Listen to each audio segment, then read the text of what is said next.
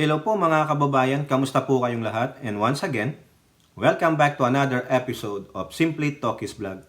Pag-usapan natin mga kababayan itong inyong atin ng bayan na ngayon parang wala na pong kakampi. Dahil hindi niya alam kung saan siya. Ang sabi niya, pumapagitna lang siya.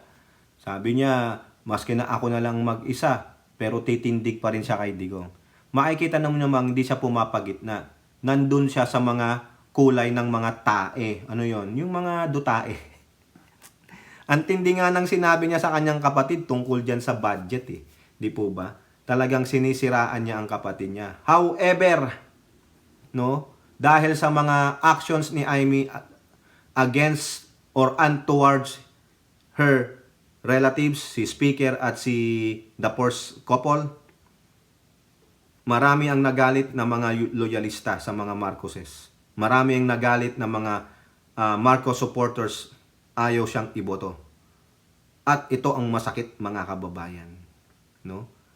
Ewan ko lang kung anong mangyari kay Amy. Baka mamaya go home and plant kamote. No? Mamaya kasi makikita nyo, parang wala na po siyang kakampi. Baka pati si Digong ilaglag na siya.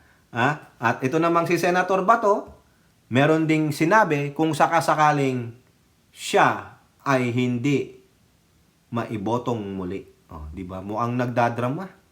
Mukhang nagpapapansin mga kababayan na sabi niya, sige na, ayaw kong maging ganito pag ako natalo. Baka ipatawag ako ng Quadcom. Hindi ko alam sasabihin ko doon. Ako ang sasabihan na, you're lying, Senator Bato. Oo, makintab pa ang ulo mo kaysa sa puncher. Tapos makikita niya si Paduano, sabi niya, I'm PA yan eh. Di ba kahiya-hiya yun? Yung sinasabi mong MPA, nandun, no? Nakatingin sa'yo, tinatanong ka, ikaw naman, former PMA yan. It is a travesty talaga kung mangyari yan ba to? Pag hindi ka nanalo dito sa darating na eleksyon, ha? Nako. Baka matulad ka na lang kay Harry Roque. Doon sa ibang bansa, nagngangaw-ngaw. Pero bago po tayo magpatuloy mga kababayan, tayo po ay magbibigay pugay at pasalamat sa lahat ng ating channel members, followers, subscribers, nagla-like at nagsishare ng ating mga videos, sa mga nagbi-video replay, nagsishare ng kanilang mga blessings, ganun din po sa mga nakakasama natin sa ating video premiere at live streaming. And special shout out to all our men, to our OFWs, to the men and women in uniform, sa ating mga frontliners at mga guro. At ganoon din po, lubos po ako nagpapasalamat sa lahat ng tumutulong, sumusuporta at sumusubaybay sa ating channel. May God bless us all. May God bless our country, and may God bless the Marcos administration and protect it from the evil forces, the likes of Dutertes and their minions. So eto po mga kababayan, ang inyong atin ng bayan ay nakakaawa. Karamihan ng Marcos loyalist supporters bumitaw na po sa kanya. They really despise her because of her very feisty, very yung maldita biatch towards her family and her relatives. Kung paano niya hindi idepensa ang kanyang kapatid, ang kanyang hipag, sa pang-aalipusta ng mga Duterte, sa pagkukutya ng mga minions ng Duterte. Bagkus, dinadagdagan niya pa.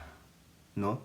Isa po siya sa instrumento ng pagpapabagsak, nais pabagsakin ang kanyang kapatid. Biruin nyo yan.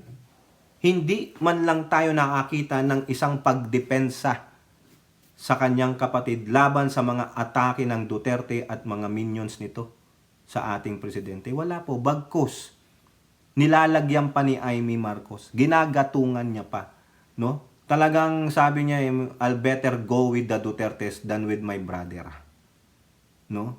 I cannot help my brother kasi alam ko napapalibutan siya ng ahas Eh di ganun pala. Bakit hindi mo sabihan ng kapatid mo? Di po ba? Bakit pilit kang umaatake nang wala namang ebidensya? Hindi mo mapangalanan kung sino ang mga ahas diyan na nakapalibot sa iyong kapatid. Yung misis ba mismo? Ay malamang yan. Baka ano lang kayo, nag-aaway lang kayo. Alam nyo naman yan, yang hipag, saka sister-in-law o whatever, minsan hindi magkakasundo yung mga oo. 'Di ba? Parang alam mo na, nagbubullshitan lang sila, nagpapakabiyats-biyat lang. Mga maldita ba? O ngayon, dahil sa pagpanig niya sa Duterte, akala niya, no, lahat ng mga Duterte supporter papanig sa kanya, boboto sa kanya. Nagkamali po si Amy Marcos. Binira na po siya ng mga Duterte supporter, lalo na yung mga tinatawag nilang mga big guns di umano sa mga Duterte na mga followers. O unahin natin itong si Loren Badoy. Ano sabi niya? Pa-drug test ka din, Amy. Ayan, pa-drug test daw sila. Ang gawin ninyo, lahat kayo ng mga Duterte, no? At Duterte minions, magpa-drug test din. 'Di ba? Para malaman natin sino talagang totoong mga addict sa inyo. Ikaw, Amy, sinabihan ka ni Loren Badoy, pa-drug test ka din, Amy. Tapos kung ano-ano pa ang sinabi nitong si Loren Badoy na patuloy lang daw magnanakaw ang mga Marcoses na sa kaban ng bayan. Ayan po ang sinasabi ni Loren Badoy. Meron po siyang quote card sa SMNI na kung saan binibiran niya po ang mga Marcoses, no? Sinabihan niyang patuloy lang silang magnanakaw, patuloy na lang babahurain. Wala man silang mapakitang ebidensya, mga kababayan, no? Kaya ito, Amy Marcos, yung kinakampihan mo, nilaglag ka. Paano yan? Hindi ka makakita ng pagkampi sa mga to. Ha? Wala po. Wala kayong makikita na kakampihan si Amy Marcos. Wala eh. Nilaglag ka no? Feeling mo, kakampihan ka pa rin nila. Wala po. Sirang-sira siya sa mga minions ng Duterte. Nakita nila na itong si Amy Marcos ay parang isa pong ahas, no? Na hindi mapigilan ang kanyang kapatid. 'Di ba? Ayan, sabi ni Loren Badoy, Amy Marcos is the brains behind this nightmare Marcos presidency. Even though she knew well her brother is a drug addict and thus have zero capacity to lead our country, she manipulated and then deceived Inday Sara into she pertaining to Amy Marcos. Manipulator at deceiver si Amy Marcos. No? Yan. If we know this now, how much more so does Amy? So why did she move heaven and earth for him to be president? Yan ang akusasyon nila. Ito pa matindi. For what? Certainly, it is not to serve the Filipino people but to secure the wealth stolen by her family, this family of thieves, and to steal even more. Ayan po ang akusasyon ni Loren Badoy. No, matibay. Pero wala man siyang makitang ebidensya na magnanakaw. Pakitang ebidensya na alam ni Amy Marcos na adik ang kanyang kapatid. Wala po. Naratiba lang. Puro kasinungalingan. Ngayon, ano ang sabi niya kay Amy Marcos? Amy, magpa-drug test ka na rin. Di ba? Yan bang mga kinakampihan mo, Amy? Ayaw na sa'yo. Pilit mo pa rin isinisiksik ang sarili mo sa mga yan. Sino pa mga kababayan aside kay Badoy? Ang binira si Amy Marcos. Ito, si Jukebox Queen. Kilala niyo yan. Mangga ang tawag sa'yo, Amy Marcos. Mangga Amy R. Marcos. Hindi mo na kami mabubutol muli. Alam na alam mong kawatan ang pamilya ninyo at adik ang kapatid mo. Binaboy ninyo si BP Inday Sara at ang Pilipino. Hindi ka na mananalo. Saan ka dadamputin, Amy? Ayaw sa'yo karamihan ng Marcos loyalists and supporters. Ayaw na sa'yo ng mga Duterte supporters. Saan ka kukuha ng boto? Sa mga kakamping? Sa mga dilawan? Ayaw din sa'yo. Ano na, Amy Marcos? Paano to? Babalik ka sa Marcos loyalists and supporters? Gagamitin? Sabi sa'yo, manggagamit ka. Inaayawan ka na, pero pilit mo pa rin isinisiksik ang sarili mo. Baka nga pati si Inday Sara Pusit Duterte, ginagago ka lang, nilalaro ka lang, niloloko ka lang, yung mga yan, demonyo yan. O magkamali ka ng sinamahan, Amy Marcos. Nagkamali ka ng sinamahan. Di ba mga kababayan? Pag hindi ito nanalo sa 2025 election, balik ka na lang ng Ilocos Sur. Doon ka na lang, magtanim ka na lang ng kamote. No, tulad ng gagawin ng itong isang senator na ito, pag hindi daw siya nanalo ng re-election sa 2025, ito nang gagawin niya. Sabi dito sa politico.com.ph, magtatanim na lang ako ng kamote sa Davao. O ayan, kung itong senador na ito ay magtatanim ng kamote sa Davao, ikaw naman ay magtanim ka na lang ng kamote dyan sa Ilocos. Oo. Wala pareho kayong oblaks nitong dalawang ito.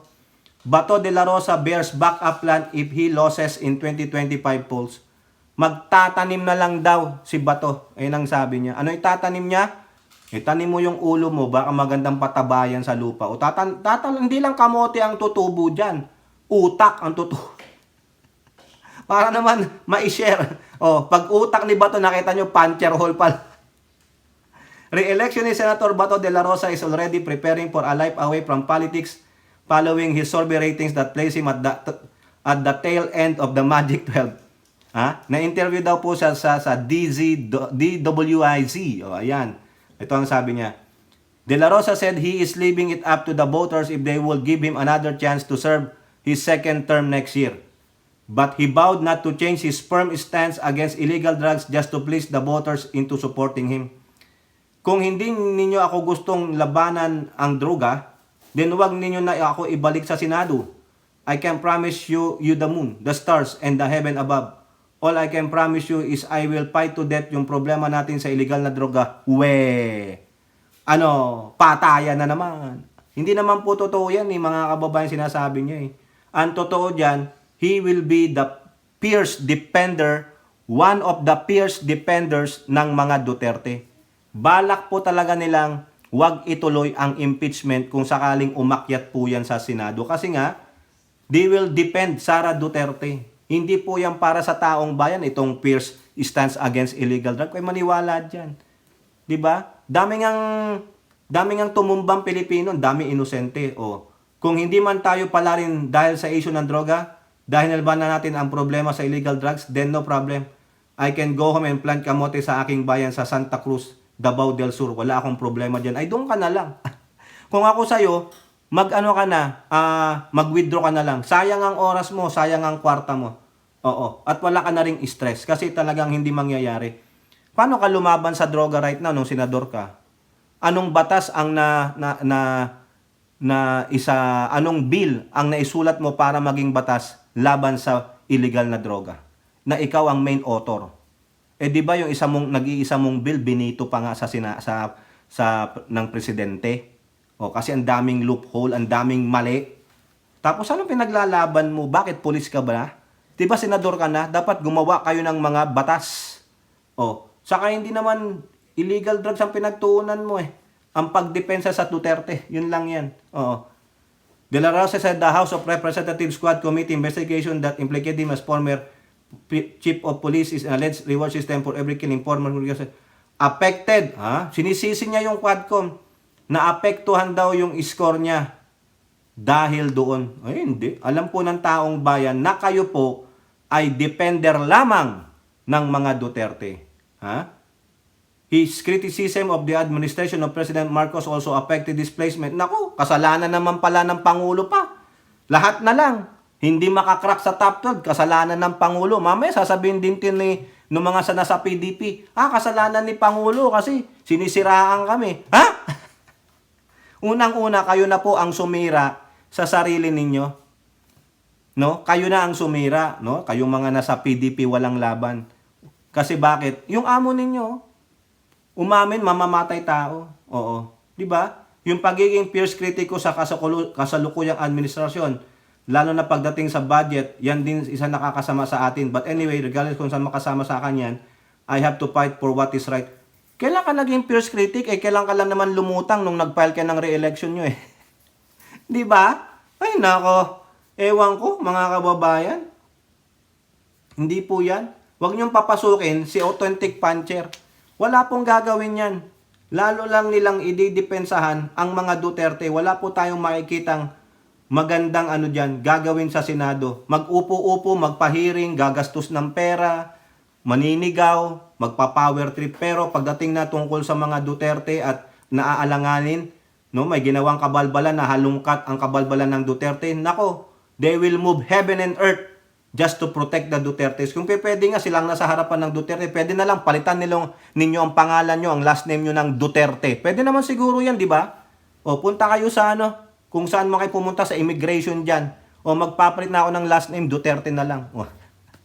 Di ba mga kababayan? Kaya tama lang, itong si Jaime Marcos, pag natalo, go home and plant kamote. Ikaw ba to? Go home and plant your kamote. Maganda yung potato head mo. Ganyan. Oh, tutubo utak. O sige, mag-harvest na kayo. O, pag nakakain kayo ng produkto ni Bato, nako, tiyak, magiging puncture holding kayo. O kayo po, ano po nyo masasabi? Comment down below and don't forget to like and share. Hope to see you on next videos. Bye-bye. God bless.